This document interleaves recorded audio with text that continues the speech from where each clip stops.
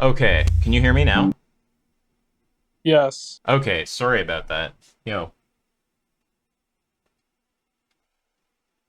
how are No, you? it's fine. No, I'm fine. How are you? I'm doing well. Um, yeah, so I guess maybe I'll let you say what you want to say. You're kind of talking about the convo that you had with Jack. Yeah, so the basic contention that I had against his view, I'm presuming that you were watching the first half of it. The first half of the discussion was just, a set of conceivability arguments against Jack's view. And I take it that Jack is a modal monist, so presumably um, Jack is going to think that if a view is prima facie conceivable, it's entailed by that view that it would be, in principle, logically possible, right? So if he grants all the stuff about, obviously, he wasn't going to grant that value internalism was prima facie conceivable. What I mean by value internalism is just the view that Humean projectivist take, where value is somehow projected onto the world, right? Given our psychological states. Um, Now, Jack Angstreich is committed to the view that it's logically necessary if there were to be agents that value is perceived externally. So then I asked him, well, first I asked him what the relation was. What if there's a causal relation between the value properties and the valuer, is that causal relation nomological, right? Is it part of the natural world um, in which that perception happens? Or is that going to be interpreted in a way that's not nomological? Now, at first, Jack thought that I was talking about inferential relations, not causal relations, but apparently I was able to clear that up with him, that I was talking about causal relations. And um, it appeared that he kind of thought that it was his intuition that that causal relation wasn't nomological, but nevertheless, he's going to want for me to talk to Akil on that. He wants me to ask Akil that question whenever we can get him on Discord again for an AMA. Um, and I take it that the modal issue, like whether or not those perceptual states could be analyzed modally, that's also an issue under his view, right? Because presumably it can't be merely just, you know, claim from semantical modality that, it's constitutive of agency that we come to perceive those properties. Or what we mean by an agent is that um, it's a subject that's in or out of accord with a set of properties that they perceive, right? And then they come to form for, both the first and second order beliefs that those properties are desirable. Um, so that's pretty much a brief summary of my discussion with him. Now, of course, Venus and Jack talked about projectivism yesterday, and it appears that Jack um, is confused by the projectivist thesis, right? Because Jack's, I think, argument is that if value was merely a projection of our minds, we would be in a detached perspective where we would just be introspecting what our desires are, right? But that's going to be, at least in Jack's view, if you grant all the perspectival dualism stuff, that's going to be compatible with someone being in the third person perspective, where they're merely describing, for example, that they're desiring a cake, but they're not intending to eat the cake based off of its perceived desirability. Now, first of all, projectivists might respond and say that, presumably we do look out into the world and there is a phenomenology of value, of course, but that phenomenology of value is um, going to be, at one hand, caused by our mental states. And while our mental states can report what is valuable or what isn't valuable, it's not like any of that is preventing you from having the motivation to act based off of those psychological facts, right? The whole thing about being prompted to act is that if you recognize that if your desires aren't opaque, right? If desires aren't opaque to their bearers, presumably you have, at least in some sense, you have some epistemic access to um, why those properties are desirable, right? They're translucent to you. You understand that those properties are desirable, and given that condition, right? If I find X desirable, then I will be prompted to act on Y. That's perfectly fine for a projectivist. I just don't understand why a projectivist couldn't take a conditional statement like that and use it against Jack's objections, right? I just don't see where Jack gets this notion that only non projectivists are going to, I mean, have a view that, let's say, serves as a precondition for agency. I just never understood what he's trying to get at there. It just seems like most of it has to do with like some conceptual analysis of agency, but of course, nothing within projectivism excludes you from um, accounting for why people are motivated to act on what they find desirable, right? Those things are either going to be cast out in, either going to be cast out in counterfactual statements or in other conditional statements. That's how they usually think about those values, right? I don't know if you guys want to add anything, but that's basically um, how I interpreted Jack's objection to projectivism. I mean, I have no idea, man. Like I followed some of that, but I'm not really sure what I would say to any of that.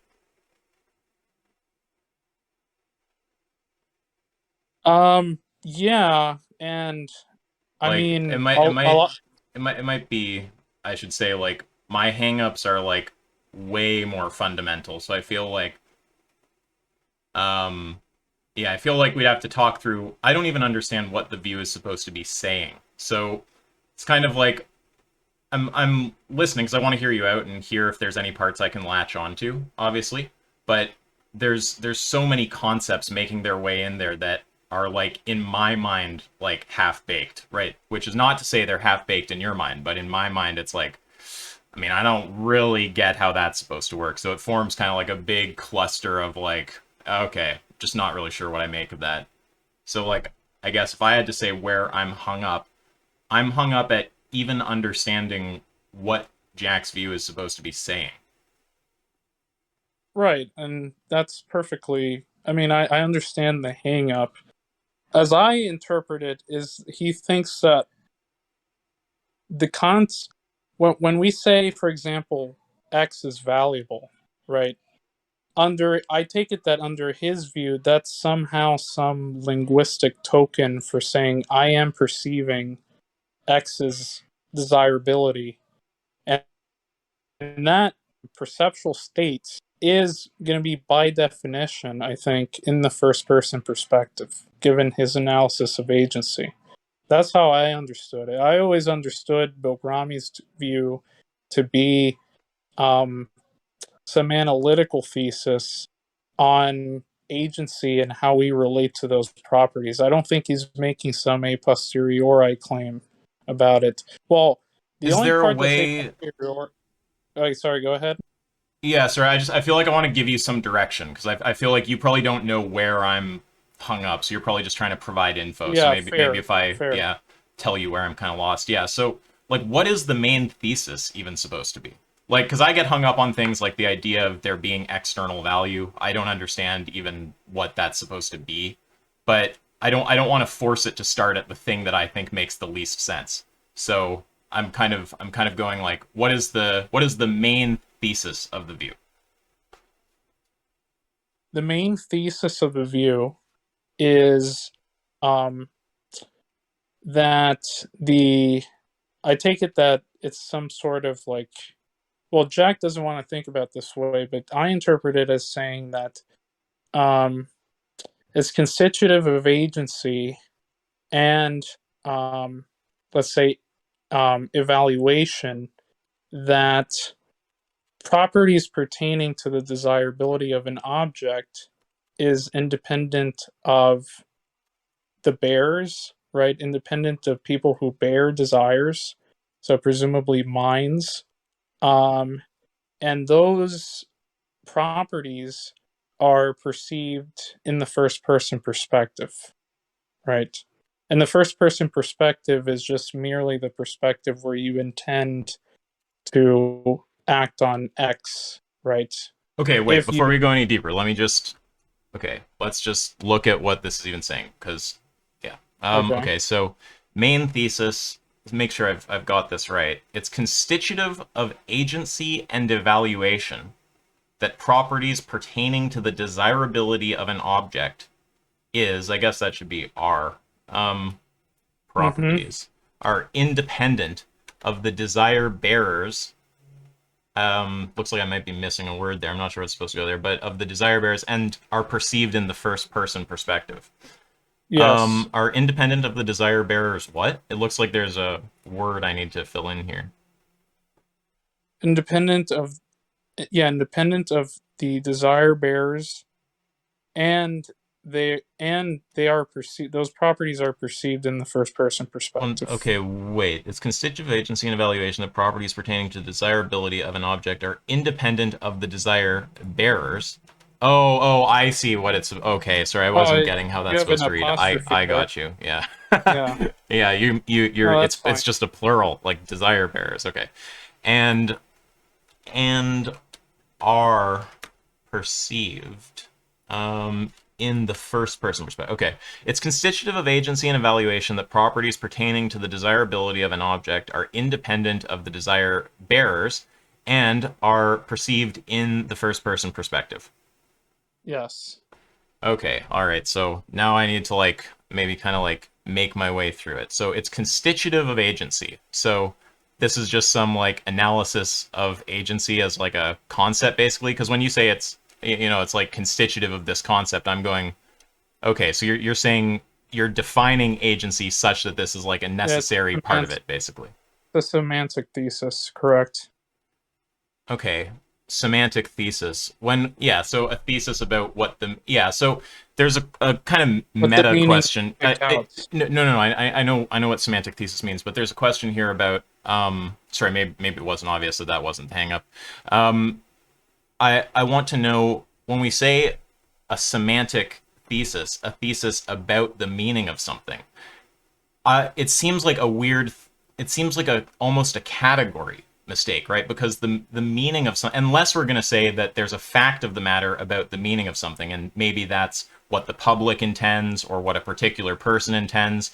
But we get into sometimes a trivial situation if someone is just saying, "This is my thesis about what I mean," right? So when we say a thesis about the meaning, what determines whether a thesis about the meaning of a term is correct? Are we just trying to capture public meaning? Are we trying to capture the meaning of some subset of the population?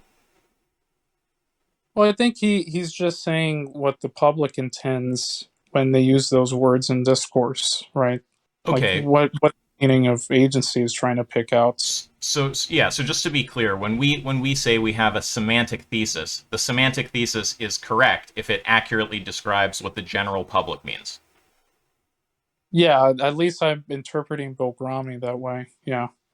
Okay, so this is an empirical claim then. Okay, so all right, I'm just making sure here because it sounds like sometimes when people talk about this stuff, they're doing like, I mean, even you were using the word conceptual analysis when you're like describing how they talk about a lot of this, right? So sometimes it feels like we're just getting into like analytic territory and just talking about a system of how they define things. But this is in fact a thesis about what the general public means. So okay, I've got you.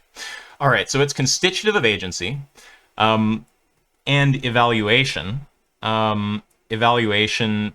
When we say evaluation, how exactly do we mean that? Like when we determining if an inference is sound, or are we talking about like evaluative facts, like just that? I mean, yeah. Evaluate, yeah, determining whether or not we can infer, let's say, the desirability of a norm. It has to do somewhat with normativity. Doesn't It's not exhausted by normativity, but at least in this example, it's just determining the normative status of a property, right? The normative status of a property. Evaluation is determining the normative status of a property. Yeah, evaluation in the Okay. sense that Bilgramian uses it. Yeah, no. I want to make sure I understand all the words as they're like intended. Um, okay, so let me go over that. So, can you say that one more time? What evaluation is? It's when you determine The normative norm. status of a property. Sorry, I cut you off. Say that again. The normative status of a property. The normative status of a property, or just the normative status of something, right? Right, of something. You might not, Okay. I mean, state or state of affairs. You don't have to be committed to properties per se, but that's Okay. basic. I'm just going to just put the word normative in here for my own sake, because that will just help my mind. Okay, so normative evaluation. And to evaluate, I also want to make sure nothing weird is getting baked in with the term normativity. So to evaluate whether, so we have some like normative proposition, like it's good to like help an old lady cross the street. Hmm. Evaluating whether that's true. Now, I just take a proposition like that. It's good to help the old lady walk across the street. I just take good there to be synonymous with like, I desire that, right? Like that sentence is the same thing as saying, I desire that people walk old ladies across the street. That's what I take normative to be. So if that's not the construal of normative, if you mean something more robust, or if the person who holds this view is supposed to be meaning something more robust than that, then we'll have to talk about that also. Or is my understanding of what a normative sentence is, does that qualify as a normative sentence? I think, yeah, Yeah. this Under qualifies. the construal I gave, where saying it's good just means, we're saying it's good to help an old lady cross the street is just the same thing as saying I desire that people help old ladies, or that an old lady is helped to cross the street.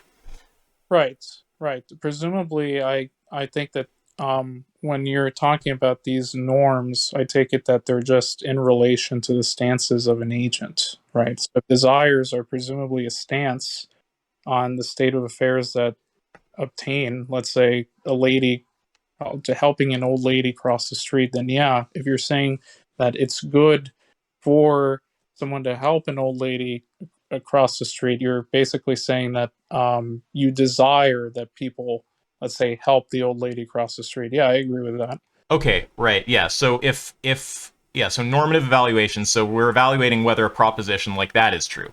So this is, again, we're staying like, I'm kind of trying to determine if there's weird robustness like coming in. That's like one of my big concerns with this kind of stuff. So yeah, to be a normative sentence, it's fine if we understand normative language like good as just relating to our desires. Well, I guess I need to be Mm, more specific than that. As you know, if we take normative sentences to be expressible in terms of equivalence like this. It's good to help an old lady cross the street, and helping an old lady cross the street is something I desire to happen. If we understand those to be synonymous and to qualify as normative sentences, that's fine, I think. right.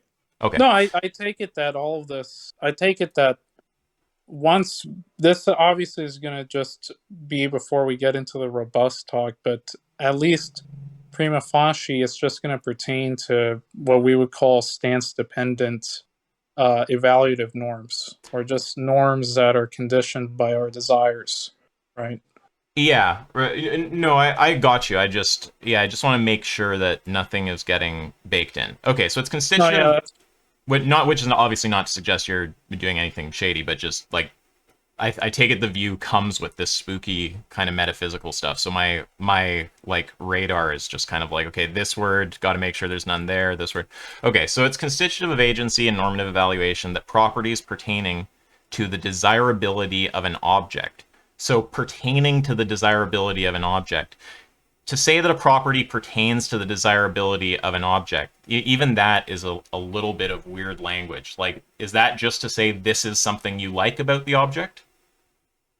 Yeah, it's some, let's say, some possession condition, something about the object which you come to infer as desirable, or let's say something that you could form the belief that if you were to perceive X, then you would develop the first order belief that X is desirable, right? So, is a property pertaining to the desirability of an object just the same thing as saying something that I like about the object? It's predicating, yeah, it's predicating the desirability of the object. But okay, so the reason I'm asking is because I understand what I mean when I say it in the phrasing that I used there. So I want to know if you agree with it as I say it there, or if that sounds like I'm kind of like misrepresenting it. Like, is it The just the same thing saying properties pertaining to the desirability of an object? Is that literally just the same thing as saying the properties that are liked by the agent in question about the object? Yes, or yeah, the Okay. properties that are discovered as desirable by the agent. Again, that language discovered as desirable. That's just the same thing as that I As, like, because discovered, it's as like, okay, are we getting into weird, like, what is discovery of desire? Like, if it's interchangeable with things I like about the object, that makes sense to me. If it's got to have more than that, then we need to like talk about that part of this. well, I'm going to say this at the basic level. You're correct that it's just you're describing something that you like, but the more robust stuff comes when um, he wants to say something like desirability can be perceived, right? So you presumably have to phenomenally observe or come into contact with those properties before you form the belief that they're desirable. Okay, so okay, so sorry, I'm not trying to like be irritating or anything, but you're saying no to me, right? It's not saying properties pertaining to the desirability of an object is not just the same thing as saying what I like about the object. Yeah, they're not analytically identical. No, they're not the same thing. Okay, is it like a superset of that? Is it that plus something, or is it just a different meaning? Um, it's well, it would have to be a superset, right? You would have to include Okay, all the that pertain to our observations of those properties. okay, Is that but when we say properties pertaining to the desirability, yeah, I guess I need to know. I'm not. It's not clear to me what that means if it doesn't mean what I just said. yeah? So you're making a statement about um, you're making a descriptive statement about what you like, and Bogrami is going to say that you're correct if and only if you include all the other set of conditions which have to do with you perceiving the desirability of the properties in question. Right. Hmm. I'm struggling with this bit of language. I'm gonna write out the part that's confusing me. Properties Do you pertaining to want me to write this out in a biconditional statement? um to give it a definition. Like Well, you mean get like are you just trying to here what 1 second. So I've written down right here. So I wrote the main thesis. Then this right here is the first bit I'm struggling with. Properties pertaining to the desirability of an object. So mm-hmm. yeah, I'm trying to understand if the meaning of that is some superset of the meaning that which I desire about the object. I'm just wondering what the additional meaning is there. Well, the superset would be that which you said about describing what your desires are, like what you like, Mhm. and the biconditional that obtains if and only if you come to perceive the desirability of the object, right?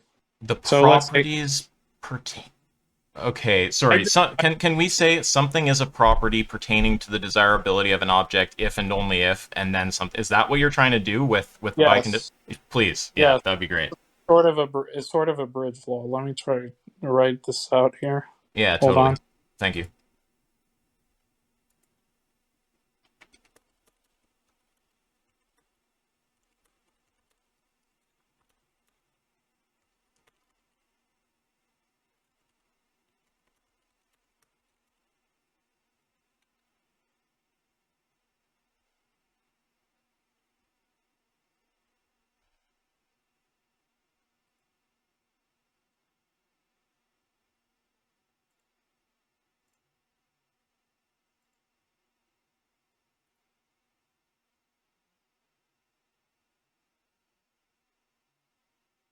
All right, I think it should send now.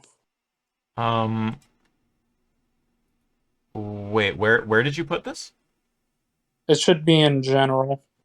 It's sending. Whoa, it still shows you typing. Are you like on some sketchy?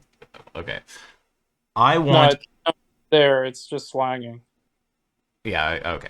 Okay, I want X if and only if I perceive X's desirability. Okay, yeah, so I don't understand the language of perceiving desirability. So we might need to so this is what I mean when I say I don't even know what the view means, so it's hard for me to get into when you're giving higher level critiques about the view. Like just this thesis, this bit of language here, this is going to become like a whole conversation just before, and then even if we get through that, we're going to be halfway through understanding what the thesis itself means. But that's fine with me. So I want X if and only if I perceive X's desirability. I don't get this whole perceived desirability thing. I don't understand it. It's never been connected to my phenomenology in a way that makes sense. I totally lack any kind of concept of what that's about. I know that I'll tell you what I do know. I know that there are things that I desire.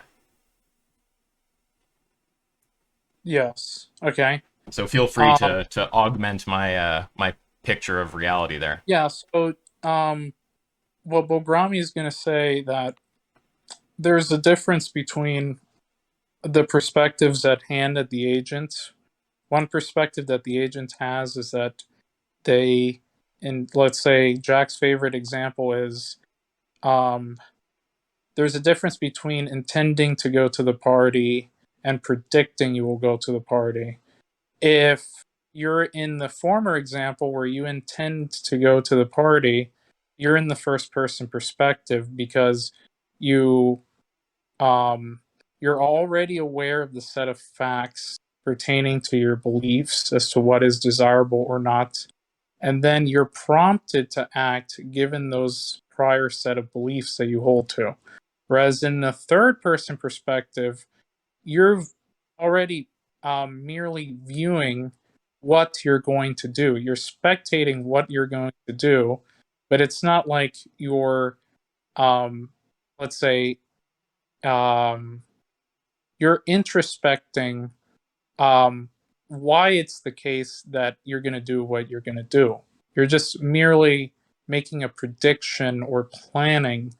Um, I guess planning is kind of a weird word there, but he takes it that if you're in the third person perspective, you're detached in the sense that you're just reporting some state or some psychological state about yourself. In the first person perspective, you're aiming towards something, and in that case, there is an ought contained in the first person perspective, whereas in the third person perspective, there's merely an is. Um, Okay, I mean I understand a bit about the idea of predicting versus intending and but I'm not before even getting to that though. The desirability, like I don't know what it means to perceive the desirability. Is the desirability to perceive the desirability? Is that just to go, oh, that's the kind of thing that I would like? Because yeah, it, this is my whole thing is I think that spooky stuff makes its way in, right? So I'm going what the fuck is desirability? Is that some spooky, non-natural, weird thing that I'm using my sixth sense to like ascertain well, the I agree status of with or you. whatever? I agree with you, but he's to be charitable to his view. He's going to want to say you're observing. Oh wait, You're wait, just one, one. okay. Yeah, Yeah. I just want to say just to be clear, my interest, like, obviously I want to represent whatever his view is accurately, but I'm not interested in like charity, really. Like, it's more just I want to know if there's like any reason that, like, first of all, I want to be convinced that this is even like not gibberish. Like, currently my view is it's gibberish. I want to be convinced that it's not gibberish, and then I want to be convinced that it's true. So my interest isn't like about like charitability or convincing others or anything. It's like very selfish kind of like, I just think this is bullshit and I want someone to show me that I'm wrong about that, or just for everyone to agree with me. That's kind of like where I'm coming from. Does that make sense? Mm-hmm. Yeah, yeah, that makes So total I'm sense. hung up on this shit, like perceive the desirability. What the fuck is the desirability, right? Like, if that doesn't cash out in some very basic way that makes sense to me, like, oh, it's just like the fact that it's the kind of thing that I think I would like, right? Like, I'd probably like a Ferrari. Like, if perceiving its desirability is just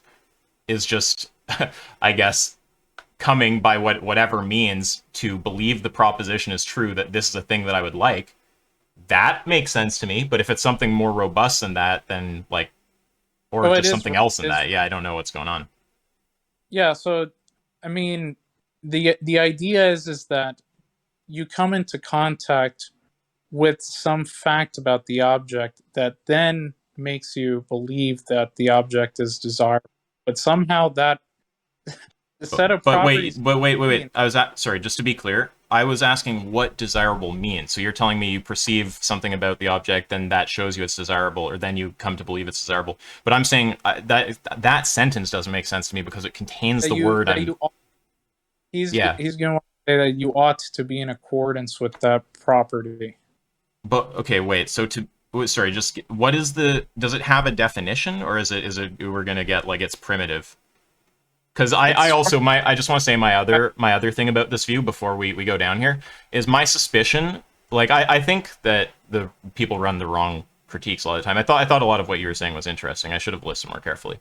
But I think that this stuff is going to fall apart in the same kind of way that like the Parfit stuff does. Like, I just think that once you start asking about what these kind of terms mean, it's just gibberish. Like, it doesn't make any fucking sense. Like, the Parfit people just say they have special access to these like, yeah. this They is moral yeah. realism, right? It's just Yeah, well, exactly. Well, and the thing that this was what first made me. Well, so like I always. Sorry, I hope you don't mind that I'm like narrativizing that. We're not really like debating. We're kind of chatting, right? You don't mind that?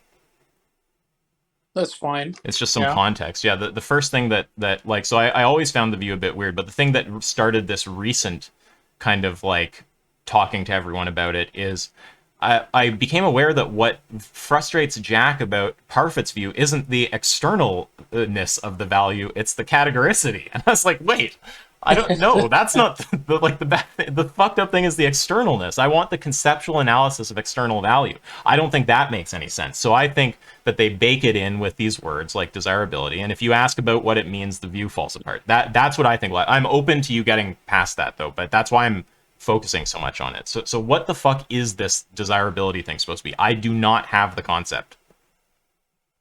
Yeah, so And he again, in case anyone, I really, sorry, I just really want to emphasize this because people will try to say I'm playing dumb.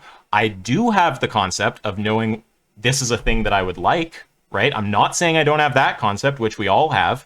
There's some further concept here with desirability. It has a word, desirability, that we think we all know what it means, but it doesn't mean the thing we're all thinking, right? So yeah, I know. Again, sorry. Go ahead. What is desirability? let me put the example. Let me put the example of a cake. Let's say you come into contact with the cake, Mhm. and under the value externalist view, the cake somehow is embedded with these set of, I mean, in his view, non-natural normative properties that cause you to believe it's desirable, right? Well, yeah. Perceiving the cake, perceiving the cake's desirability just means that the cake somehow contains like some set of oughts, right, that cause you to So form yeah. belief that something is desirable, right? And to be clear, this also sounds like insane to you, right? Just like I know you're Oh devil's yeah, advocating the yeah. view, like because this sounds like Harry I Potter, made right? This is it, ridiculous. I Sorry. made it very clear. Yeah, I made it very clear that I'm a value limitivist, right? Oh, I don't well, okay, even. you may have. I didn't. I should have listened more carefully, maybe. But yeah, sorry. If you refer back to that convo, I'll not know all of it. But Yeah, yeah, I okay. Sorry. Go ahead.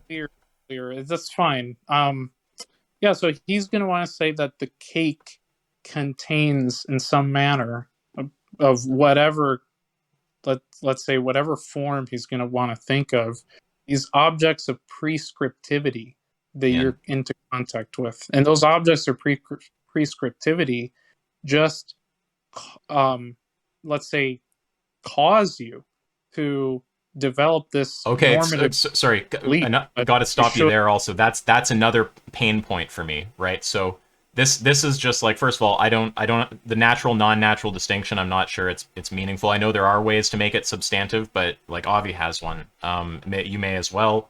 I like to make sure it is on the view that I'm talking about before speaking about it. But also the idea that have you noticed Basic idea the is normative, right? well, just one second.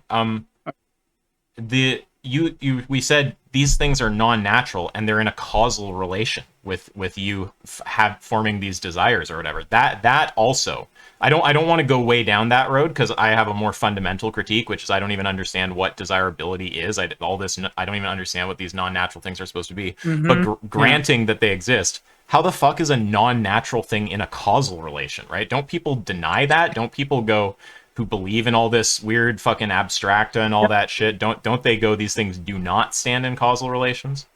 Yeah, that was my objection, right? If we interpret these properties as being non-natural, how the fuck do they interact with the natural world or just the world in which those properties are discerned empirically, right? Like Right. I Yeah. I was making an a posteriori objection. It sounds like you're making an analytic objection against this view because you're not even understanding what it means to say that the the the desirability of an object is perceived, Yeah, I right? my current view is that the thesis is incoherent. Yeah. Oh yeah, I mean, I would want to. I would say my claim is more modest because I'm just saying that the view is synthetically false. I just appears that you're just making the view that's just analytically false. You So do we're you operating. understand what this desirability shit is supposed to mean? Because unless you do, I feel like you should agree with my kind of criticism. Uh, I'm sympathetic to your criticism. I just feel like if I make the modest claim, it would be a little bit um stronger, right? Because I take it that his views on, I don't know if you know this, but he holds this singular causation, right? And that's a view that I find problematic, right? But it sounds like, yeah, I basically understand what you're saying. There's these set of properties that are somehow contained in natural objects, but those non natural properties cause you to think that you should find the object desirable. That doesn't make any sense, right? To Well, most people, you're doing your critique though. this seems, You're falling back into yours. Like you're talking about, it's weird that these non-natural things would cause you to have these, or somehow, maybe cause is the wrong word, but it's weird that there be any relation there. So I agree. If we grant all the non-natural shit, that's a good thing to say. because But the non natural. mine is a bit more Sorry. fundamental. Sorry, you're cutting out. Say again.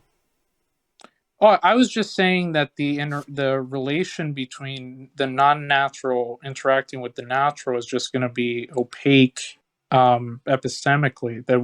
It's not just an objection.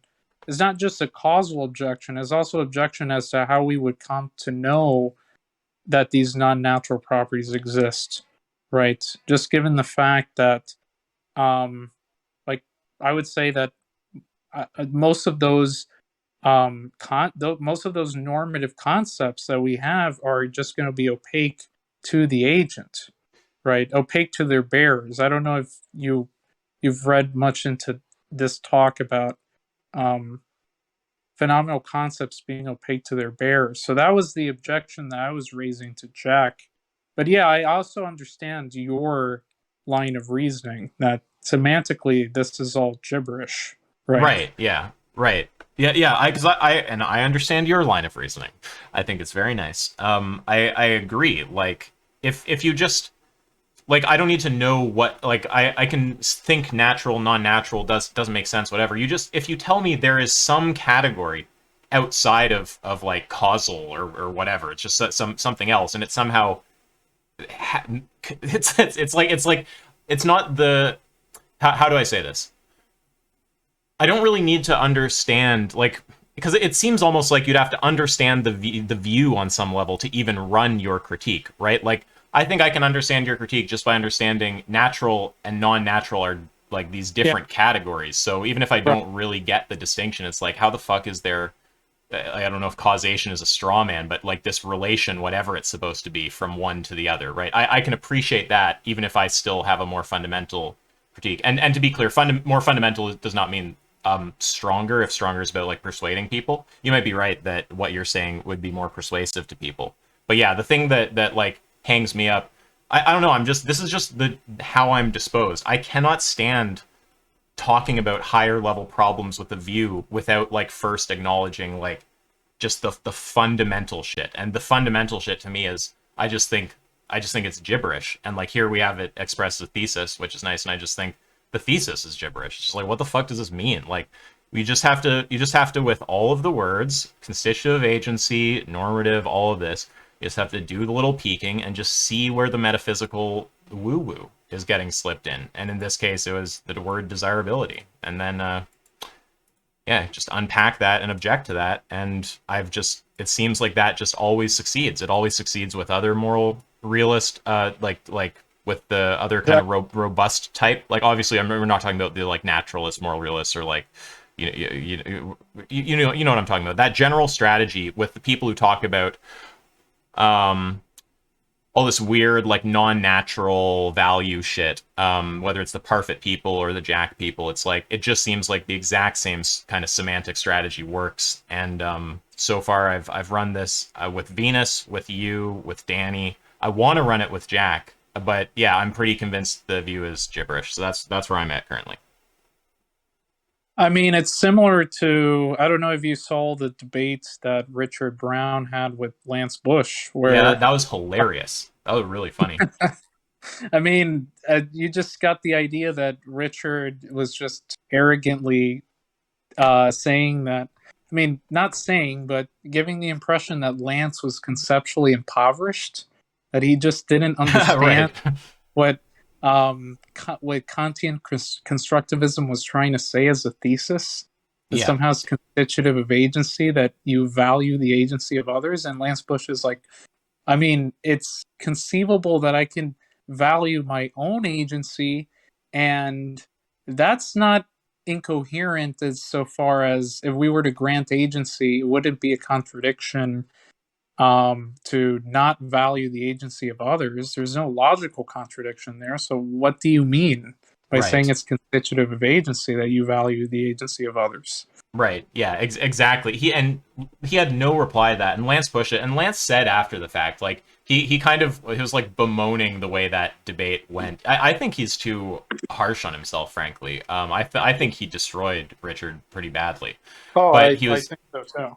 I do agree with his criticism of himself, though. I just don't agree with how strongly he makes it. His reflection after the fact.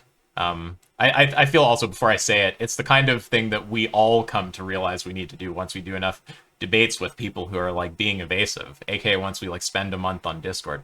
But yeah, the realization that he came to is like he should have just done that and stuck to that and not let him move and not really responded to the other stuff. He should have just said, look, what is the contradiction? Spell it out. And when Richard just kind of tried to like ask him questions in response or talk about meta, he should have said, look, like, I just don't care about that. Like, what is the contradiction? And I'm glad he came around to that view, because I prefer people who push like that. There's people I really love, like love their debating, like or their film knowledge or whatever, like Malpass or Troy, but they're too fucking nice. So I'm glad to have Lance go, yeah, the right thing to do is to go harder and to force them to acknowledge there's no contradiction. Like, yes, please do that. Right. Yeah. Yeah. I mean, I will eventually get Jack in here, see if he wanted to, respond to the criticisms. Yeah, I've asked him a few times. Like, yeah, I've become like a harsh critic of this view lately, but yeah, nothing personal. Someone said that I was looking to dunk on some. It was Dog. He's like, I Venus said you're looking to dunk on Jack about this. It's like I hate when people do that. Like, no, okay. I literally said to Jack exactly what I think. I said that I don't think the view makes any sense, and I'd like to talk about it. Like, that's what I think. I don't want to dunk on Jack. Like, it's fucking stupid. Um, but yeah, Well, the I other. mean, Sorry, yeah. it is dog. It is dog though. So I mean, nothing, nothing. There's not really anything new to expect from dog. You know, I actually changed my opinion about Dog. I thought Dog just was one of these people who always made worthless interjections, but I realized like he actually like I don't know if his inferences are always like super reliable. It's not someone where it's like Avi, where it's like if they make an inference, I have like a very high probability that I think they're right. But he makes interesting inferences, and a lot of them seem to be right, and like they're not things that I would think of immediately. But I think he just doesn't always express himself well. He has a way of chiming in. I swear he's been like thinking about the thing for like 2 minutes in his head and has kind of stopped listening to the conversation and like chimes in with it and it sounds so out of place and you go like, is that guy like kind of stupid or something? But when I talked to him, I was like, oh, he's actually like kind of insightful. Like I think I misjudged this guy. Do you completely disagree with what I'm saying right now? Do you guys like hate each other? No, we don't hate each other at all. I was just saying that jokingly.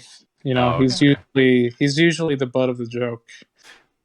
Yeah. No, I like him. Yeah, and then one other thing. Well, actually, unless you had anything else you want to say about the value stuff, because yeah, I agree with your critique, and I guess you understand mine. It's not clear if you share it because you seem like maybe you have this concept of these properties or whatever, or maybe you actually do share my critique, but you just prefer running the other. Yeah, No, in I fact, do where are share. you at? Yeah. Yeah.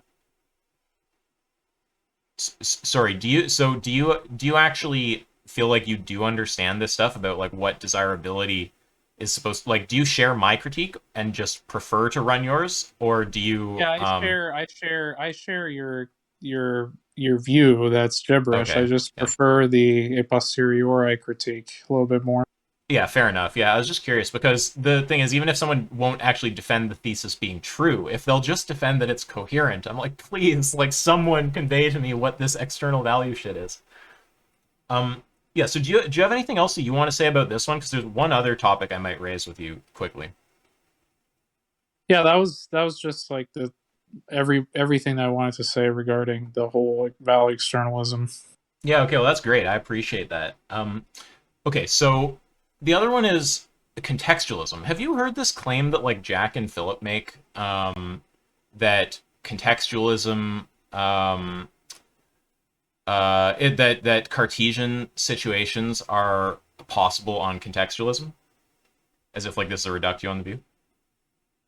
I haven't heard that claim. What I've heard from him is that Cartesian scenarios are impossible under a Davidsonian epistemology, right? I haven't heard this one. What's this one about?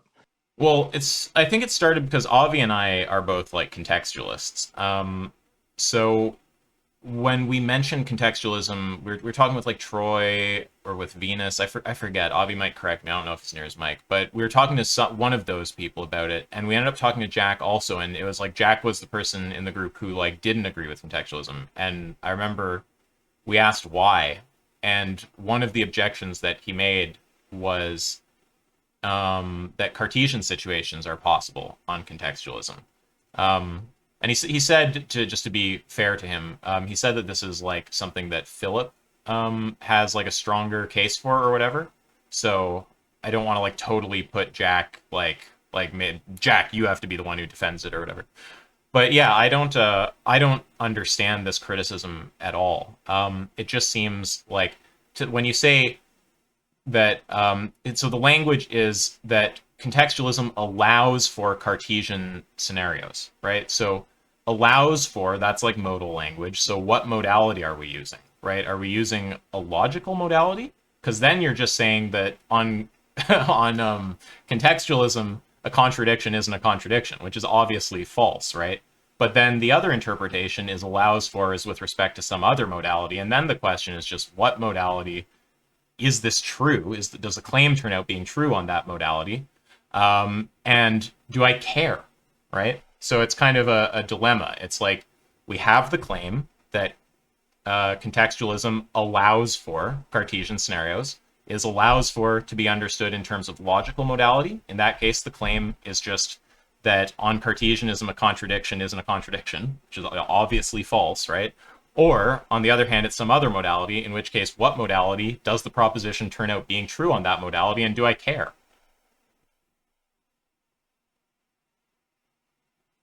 Right. I mean, I don't know. I'm gonna have to talk to Detroit about that one, but I think the basic idea is like if you don't have I mean, I don't know, maybe the idea is that it's gonna be understood in terms of logical modality or a broad logical modality. I don't think he's saying anything different than that. But then it's false. That's the But first horn, the right?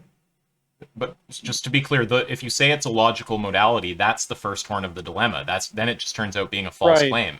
You're just saying on contextualism, possible, right? It's possible okay. Just to be clear, we're assuming here when I say that this claim is equivalent to saying on contextualism a contradiction is also not a contradiction, right? I'm taking it. I'm granting him. Sorry, I should have said this at the outset. Actually, this might have made what I just said over the last few minutes seemed really weird. I'm granting him that Cartesian situations are contradictory, right? There's something internally incoherent about Cartesian situations, right? But granting that, right? If we grant that, then to say that a Cartesian situation is possible on contextualism, let's just say a contradiction isn't contradictory on contextualism. So that's just false, right? So on the horn, where allows for is interpreted as referring to a logical modality, it's a false claim. And on the other horn, it's like, I won't say the whole other horn again, but yeah, it's just false on the horn that it's a logical modality. Right. Yeah, I mean, you can think about it. I don't know. Those are my two criticisms of the Jack crowd, though. The value spooky stuff, and I think this contextualism thing doesn't make any sense. Well, he also, I mean, presumably, like you said, I just also don't understand, like, if he accepts the externalism stuff regarding value, why not just go all the way and say that there are these categorical norms pertaining to value as well, not just external norms. Um, I don't know exactly what part of the view like stops him from doing that. Like it's so weird to me to object to the categoricity as opposed to the externalness. Like the categoricity is actually really fucking weird, but it's like to not care for the externalness to not be part of what spooks you out is really weird to me. Um, Fuck, I felt like I was gonna add something to what you said. Sorry, this thought lost slipped my mind.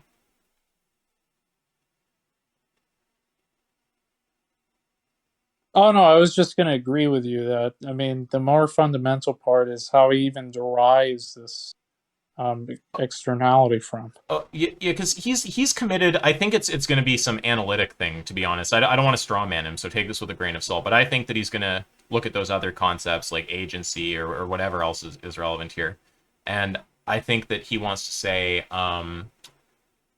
he wants to say that values have to be relative, right? It's like he gets to some kind of commitment about agents. I think being not able to misperceive the values or something like he gets committed to some kind of relativism, and it's like because of that they can't be you can't Can't have be categoricity. But Yeah, they can't I don't know the mistake. exact sorry. The idea is that you can't be mistaken about um, you knowing that something is desirable. Whereas Bilgrami makes a stronger point that you could misperceive those evaluative properties for Yeah, whatever.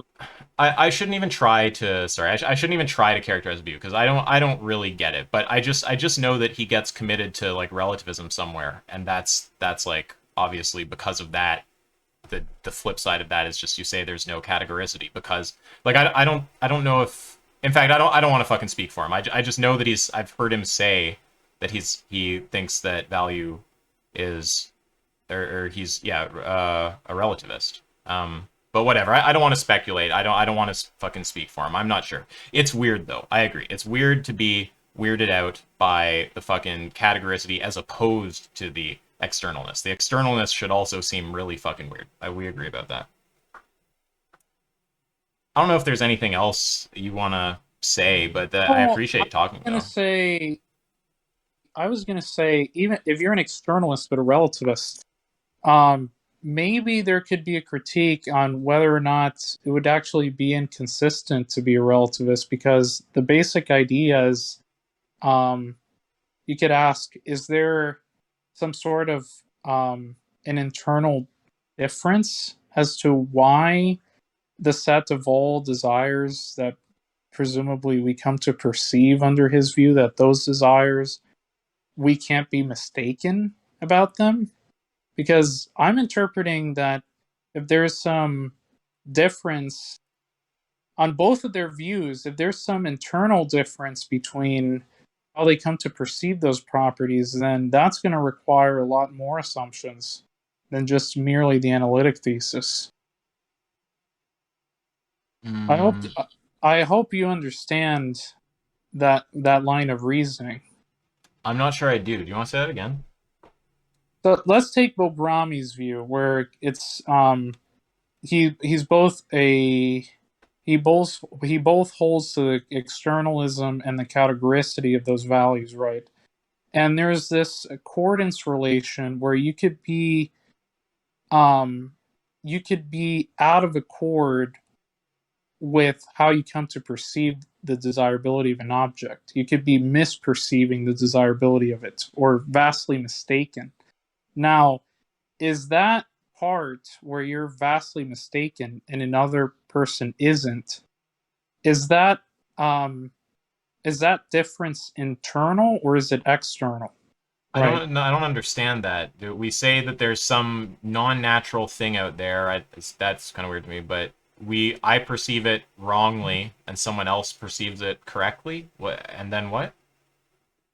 Yeah, so the idea is, if some person presumably has the type of mental states where they come to perceive the desirability, they're both viewing the same object. Let's say they both view a cake.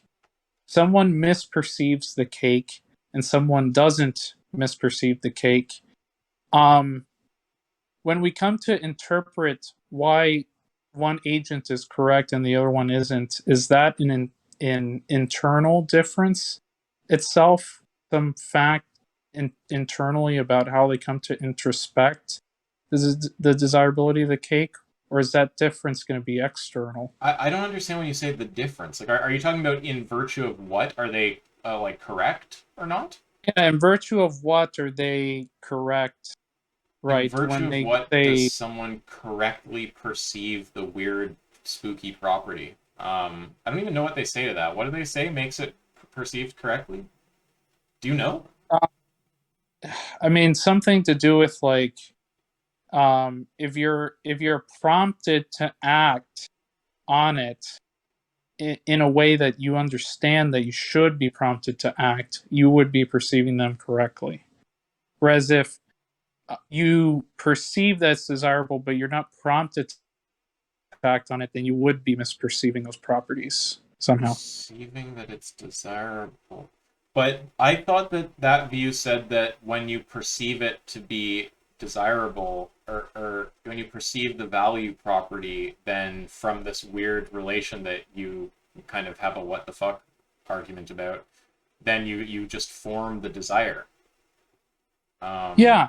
And I'm saying if someone forms the desire incorrectly and one forms the desire correctly, then if there is some fact about the matter as to what that difference is that depends on their own mental states, then that's something that's going to be compatible with an internalist thesis, because a projectivist could also say that, the type of values that you're projecting upon the world, if they have some normative thesis on this, are just going to be the incorrect type of desires, right, that you have. What? Okay, are you? I'm just confused. What is the thrust of this criticism? Are you trying to falsify some proposition? Are you trying to bring some proposition into question? Well, Like, what are you I'm, targeting here? I'm trying to say that the view that Bilgrami has, that it's both external and categorical, is incoherent, And why is it right? incoherent? Well, because the idea is, Just to be if clear, when you say incoherent, is as in there's a contradiction there, or just as in it's there's some inco fuck? Sorry. well, I'm saying that, um I'm basically saying that his view doesn't, um when he's applying this his own meanings to these terms, right, that someone is misperceiving a property, that there's a fact of the matter about how they're misperceiving it that isn't going to be derived externally from the properties, right? The There's a fact about fact of the matter. So the fact of the matter about whether or not they're perceiving the weird spooky property correctly is not going to be what derived from what? From inside what? from the external properties, from the value What properties is it? What stuff, is it? What does it mean for a fact to be derived from external properties? Like I don't even know what the fuck that means. he's going to want to say that there's some fact as to how you should perceive those properties, which I don't understand either, but that's his Yeah, claim. no, I understand there's a fact as to how you should perceive those properties on the view. There's the weird spooky properties, you perceive them. There's some fact of the matter about whether you perceive them correctly. But you were saying something else after that, and it's the part after that where I was getting Yeah, confused. if you have two agents, they perceive the same thing. One perceives it correctly, the other one does it. Yeah. Is that difference caused externally or internally? What? Is Okay, that just wait, a wait, diff- wait, wait. When you say okay, is that difference caused external? Okay, are we talking about in yeah, virtue of is what are that they right different? or wrong? Or are we talking about Causal a relation. causal? It's a causal relation. Is what's causing me to misperceive those properties internal or external? And by internal or external, we mean what exactly? Internal would mean by just introspecting at my own mental states. External meaning that's independent of how I introspect at my own mental states. Um, okay, so you're asking, so you perceive the weird spooky property either correctly or incorrectly, and you're asking the thing in virtue of which you perceive it correctly or incorrectly, is that something that's inside your consciousness, basically, or outside of it? Yes.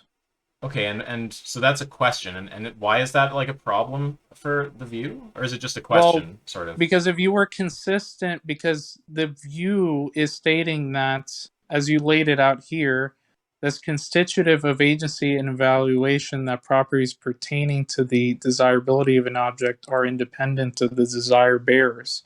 So any set of differences between one perceptual state and the other is also going to be caused externally by those properties. So there couldn't be actually a difference between how one person is perceiving those properties and another person misperceiving them that isn't also going to be external. I'm saying Um, if there's an internal difference, if the fact of the matter as to why they're different is just their own mental states, then that's going to be incompatible with the externalist view and compatible with the internalist one. Okay, so I'm trying to understand. So it's all tell me if I'm not getting you at all. You're saying it's almost a dilemma, right? So it's like you have the spooky properties, you perceive them either correctly or incorrectly in virtue the thing in virtue of which you perceive them correctly or incorrectly is that inside your consciousness or not, and you want to go if it's outside or yeah, you want to say if it's inside, we've got a contradiction because the view has stipulated it has to be outside. But if it's outside, well, we've already said the value property points us in the other direction. So what are you talking about? Is that the idea? Yes, Yeah, I that's don't right. under. That's good. I don't understand that either. Yeah, that's interesting. I like that. Sorry, that took a while, but yeah. No, that's fine. But that's basically the dilemma that I brought up to Jack in one of the arguments I laid out for him, and he just said that he didn't really understand the dilemma. But yeah, you that's exactly right. Like either either it's just going to be um, under his view incoherent because based off of the what the thesis is stipulating, you couldn't there couldn't be an internal difference between one person misperceiving them and one person perceiving them correctly. But if there is an external difference, then, like, in virtue of what, causally speaking, is that difference there without referring back to the definition, right? Or It seems the, like you let's can say, put. It seems like that horn can be stronger, right? So I get that you have the first horn is like they've said that it all has to be like I don't know the view, but I'm just granting this. Like your first horn is just you say you guys are already committed to the things of this sort have to be external. So if you end up saying they're internal, we get a contradiction. So that's the first horn. The second right. horn, then it seems like you were phrasing it like a question a second ago. You were kind of going like in virtue of what, like requesting an explanation of them. But can't you do something stronger? Can't you go? We already accounted for the external properties in the hypothetical, and in the hypothetical I gave, it was those external properties in virtue of which this person misperceived. So how could they also perceive correctly in virtue of them? Can't you actually say there's a contradiction on both branches? Um, yeah, that's actually a good point. Can you lay out the externalist objection for me, just in text if you can? So I could Um, have. do you, do you mean repeat the thing I just said? Yes. Or okay, I thought you were asking for how someone would object to that for a second. I was like, I don't know. I'm not No, sure no, no. what the next step is. Yeah, okay, so I'm gonna get off VC, but I'll try to type it up. Although I kind of have this suspicion. Sometimes when I try to type things, I realize it's gonna be fucked. But yeah, I'll type it up here. I'll add you. What's your Let me find you in here. I sent you an ad. I'll send you a DM that has your critique written up with that horn strengthened or whatever. Yeah, thanks. Okay, good chats. Yeah, thanks for popping by. Yeah, thanks. Okay, No peace. worries.